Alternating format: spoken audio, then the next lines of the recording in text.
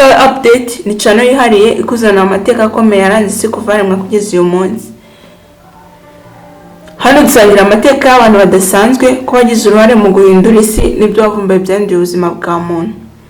Urasanga amateka y'ibihugu n'imico yabyo, inkuru z'abantu bafite ubwenge n'ubushobozi budasanzwe, biremwa bidasanzwe byabayeho cyangwa bivugwa mu mateka, amabanga n'ibyabaye byahinduye amateka y'isi. Aka update nurakomeza gukungukira ibitekerezo, ugatekereza kandi ugatangazwa n'ukuri. Ukuri kwa mateka. Niba ukunda kwiga, gutekereza no kumenya aho isi yavuye n'ahigana, iyi channel ni yawe rwose. Kanda subscribe, ushyire itafari ryawe kuri aka update. Niba unyurwa n'ibyo dukora, shyiraho uruhare rwawe twereke ko turi kumwe. Kanda like, utwereke igitekerezo cyawe cyakugirira akamaro. Andika comment, usangize ubumenyi bwawe, igitekerezo cyawe cyangwa inama yawe. Kuko inama zanyu nizo zituma iyi channel ya Nyaka update urushaho kunguka ubumenyi buhambaye. Kanda share, usangize abandi ijwi ryacu rigere kure kuko muri imbaraga za Aka update. Jeff Bezos. Amazina ye nyakuri ni Jeffrey Preston Bezos.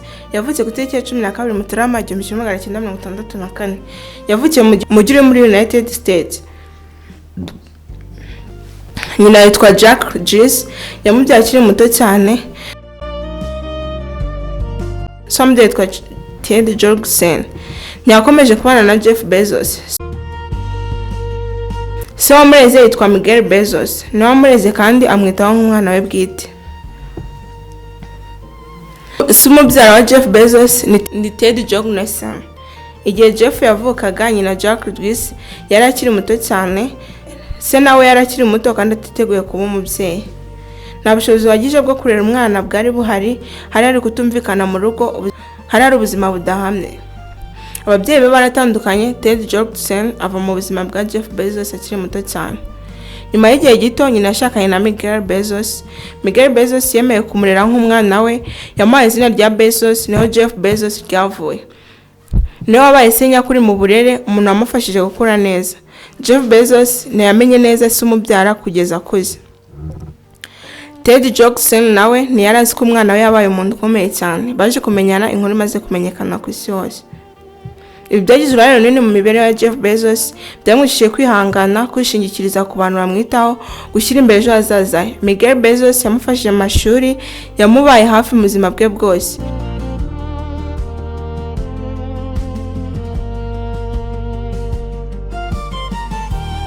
Inkuru ye twigisha ko umubyeyi nyakuri atari wakubyaye gusa ahubwo ari ukurera. Twigisha ko nubwo mu buzima bwatangira bugoye ushobora gutsinda, kandi abantu bagufasha mu buzima bagira uruhare runini mu kuzaza hawe.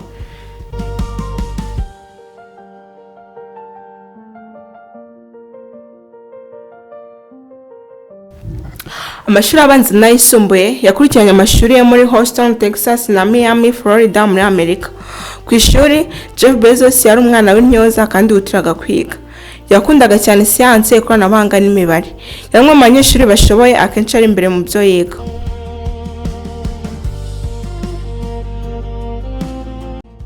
Kaminuza yize muri University of Princeton. Yinjiyemo mu 1982. Yabanje muri Canada mu myaka 2 ariko ahitamo kujya muri Amerika. Yize muri School of Engineering and Applied Science. Yize Electrical Engineering n'ikoranabuhanga rya Computer Science. Yarangije mu 1986. Ari umwe mu banyeshuri batsinze neza cyane.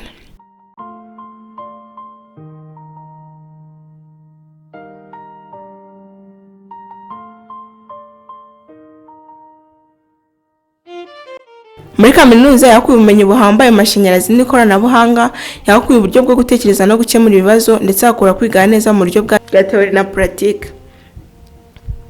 Yari umuntu w'intyoza cyane kandi wutiraga kwiga. Yakunze cyane ibintu byerekeranye na science, technology n'ubucuruzi. Ibyo yize muri kaminuza byamufashije gutangira Zip2 na nyuma ya Amazon. Nyuma yo kurangiza kaminuza mu 1986 muri Princeton University, Jeff Bezos yakoze akazi ko mu bigo by'ikoranabuhanga n'imari muri New York. Yakoraga muri Filter, ikigo cy'ikoranabuhanga mu kohereza amakuru. Nyuma ajya muri Bank of New York na D.E. Shaw & Co, aho yabonye amafaranga meza ariko akumva atishimye. Impamvu yatekereje gutangiza ubucuruzi bwe. yabonye amahirwe mu ikoranabuhanga rishya internet. Mu 1994 internet yari ikiri nshya iri kwiyongera ku isi yose. Yatekereje ko ari uburyo bushya bwo gukora ubucuruzi butazwi bushobora kugera ku bantu benshi kandi vuba.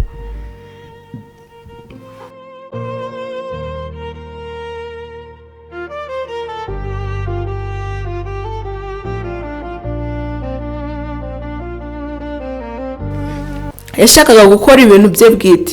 Ntiyarashaka kuguma mu kazi gasanzwe, yashakaga kugerageza ibintu bikomeye kandi bifite impinduka. Yashakaga gutangiza ubucuruzi bwo kugurisha ibintu ku isi yose abantu bashobora kubigura hifashishijwe internet. Yashakaga guhitamo igice cy'ubucuruzi. Yatekereje gutangira ku bicuruzwa bishobora kugurwa mu buryo bworoshye kuri internet. Yakunze ibitabo kubera ko ari ibintu abantu benshi basoma kandi byoroshye kubigurisha kuri internet. Yatekerezaga ko internet izahindura ubucuruzi ku isi yose. Yifuzaga kugurisha ibintu byinshi bitandukanye ariko atangira igitabo kimwe nk'intangiriro. Yari afite icyizere gikomeye ko ibitekerezo bye bizahindura ubuzima bw'abantu benshi.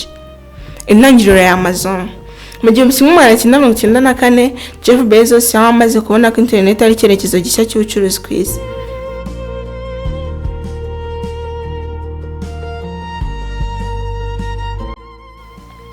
Yakomeje gukora muri D&E Shaw & Co muri New York. Yumvaga ko akazi gakora neza ariko nta kwereka icyerekezo cye gihambaye. Yizeye ko internet izahindura uburyo abantu bagura ibintu ku isi yose. Mu 1994 yava muri New York ajya muri Seattle, Washington, aho yashinze ibiro bye bya mbere mu igaraje y'inzu ye. Yari afite amafaranga ye bwite ndetse n'icyizere cyo gutsinda. Gutangira agurisha ibitabo gusa. Yafashe icyemezo cyo gutangira agurisha ibitabo kuko abantu benshi basoma ibitabo, byari byoroshye kubitanga ku isi yose. Byari isoko rikiri rito kuri internet.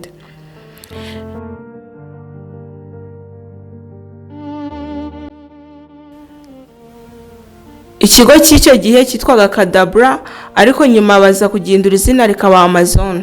Izina rifite ubusobanuro. Amazon ni uruzi rurerure ku isi rufite uburebure bwinshi ruhwanye n'icyerekezo cyo kuba Amazon ikora ibintu byinshi ku isi yose. Yakoresheje computer imwe n'umukoresha umwe mu igaraje ry'inzu ye.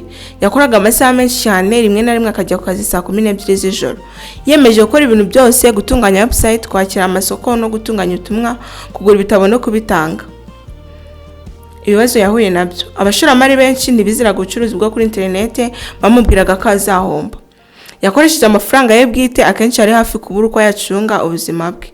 Internet yari nshya, benshi bari bafite ikibazo cyo kuza kugura ibintu kuri internet. Uko yatsinze intangiriro.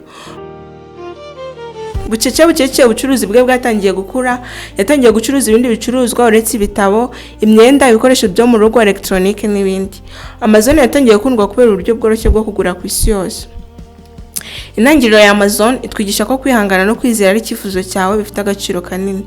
Twigisha ko gutangirira ku kintu gito ariko ugateganya kugera kure. Twigisha kugira icyerekezo gihambaye kirenze ibibazo by'intangiriro.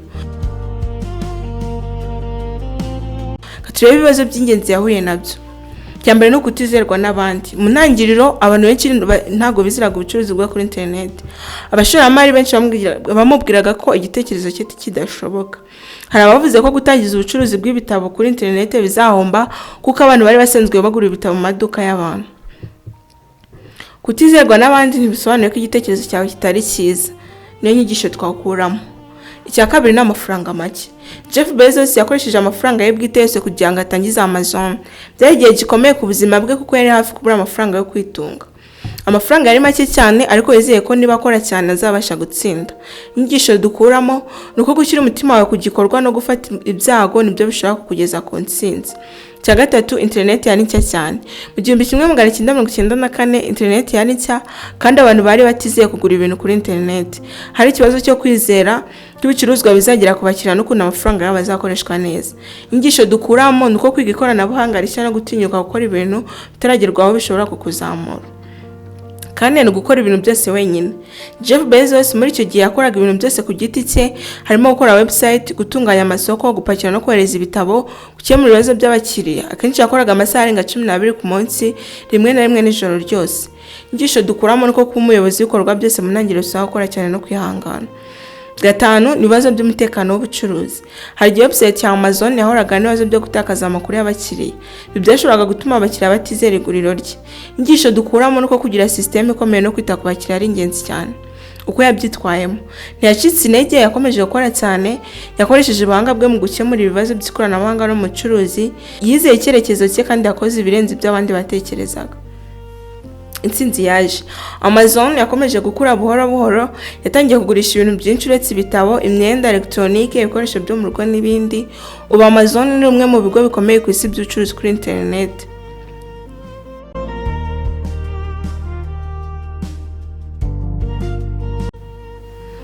Katurebera hamwe ibigo akomeje kuyobora uyu munsi. Cyambere na Amazon. Amazon ni kimwe mu bigo bikomeye ku isi mu bucuruzi kuri internet, yakomeje kwagura ubucuruzi, kugurisha ibikoresho byinshi uretse ibitabo, imyenda, elegitoronike, ibikoresho byo mu rugo n'ibindi. Gutanga serivisi z'ububiko bw'amakuru, Amazon Web Service. Yakomeje guha agaciro abakiriya, bikaba icyitegererezo ku isi yose mu bucuruzi. Ikigo cya kabiri ni Blue Origin. Ni ikigo cy'isanzure yashinze mu 2000. Intego yacyo ni ukugabanya igiciro cyo kujya mu isanzure no gufasha abantu gutura ku yindi mibumbe. Blue Origin ikora rocket zigezweho kandi igeze kure mu bumenyi bw'isanzure. Cya gatatu ni Washington Post. Mu 2013 Jeff Bezos yagura umwe mu binyamakuru bikomeye muri Amerika. Intego ni ugukomeza guha agaciro itangazamakuru ryigenga no guteza imbere ubunyamwuga mu itangazamakuru. Yashoye amafaranga ye bwite kugira ngo ikinyamakuru gikomeze gutera imbere. Kane ni Twitter, ubu yitwa X. Mu 2022 yagura urubuga rukomeye ku isi. Intego ni uguteza imbere ubwisanzure bwo gutanga ibitekerezo ku isi yose. Byateje impaka, hari abamushyigikiye n'abamunenga kubera uburyo yaciyemo ubuyobozi.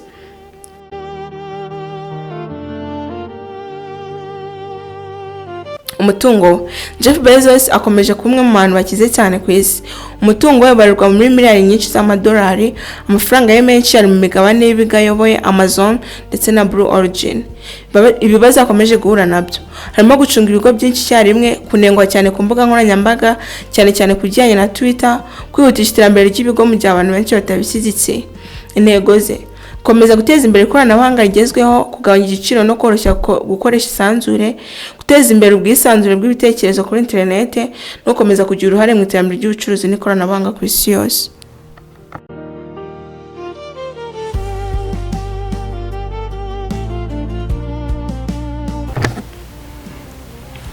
Murakoze cyane kuba mwakomeje gukurikirana update kugeza hano ku musozo w'iyi nkuru.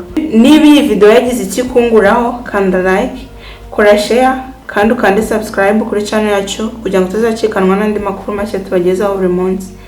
Ntibagirwe gusiga comment tubwire uko wabonye iyi nkuru cyangwa ibindi wifuza ko twazabagezaho utaha. Mukomeze gukurikira update aho tubagezaho amakuru yihuse, asesenguye kandi yizewe. Murakoze cyane, turabashimiye urukundo mudahwema kutwereka. Tongere kutubana mu yindi nkuru cya kuri update.